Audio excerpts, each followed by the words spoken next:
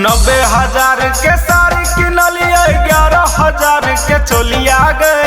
90,000 के साड़ी किनलिए 11,000 के चोलिया गए। केकरा से रंग लगइए गे सखी पिया रहैया मलेशिया गए। केकरा से रंग लगइए गे सखी पिया रहैया मलेशिया गए। 90,000 के साड़ी किनलिए 11,000 के चोलिया गए। 90,000 के साड़ी किनलिए 11,000 के चोलिया गए। केकरा से रंग लगइए गे सखी पिया रहैया मलेशिया गए। केकरा से रंग लगइए गे सखी पिया रहैया मलेशिया गए।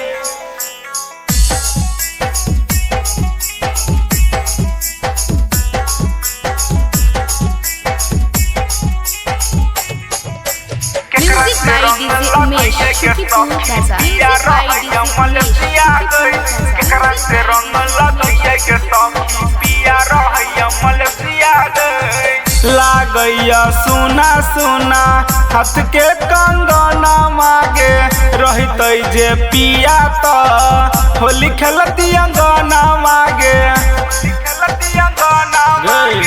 लागैया सुना सुना हाथ के कंगना मागे रहितै जे पिया त होली खेलती अंगना मागे।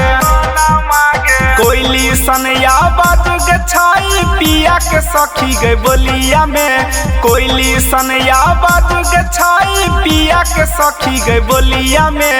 केकरा से रंग लगइए गे सखी पिया रहैया मलेशिया गए।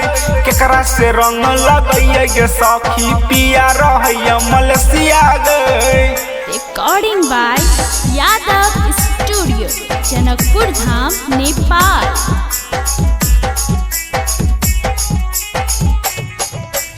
Music by DJ Umesh, Shukipur Plaza. Music by DJ Umesh, Shukipur Plaza.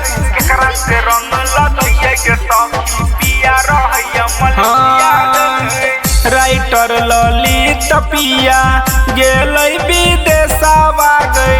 Yadav Bablu नहीं बुझै कलेशवा गए। राइटर ललित पिया गेलै विदेशवा गए।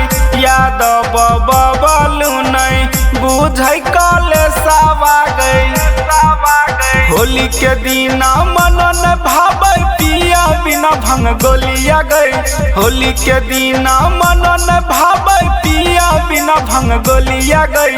केकरा से रंग लगइए गे सखी पिया रहैया मलेशिया गए। केकरा से रंग लगइए गे सखी पिया रहैया मलेशिया गए।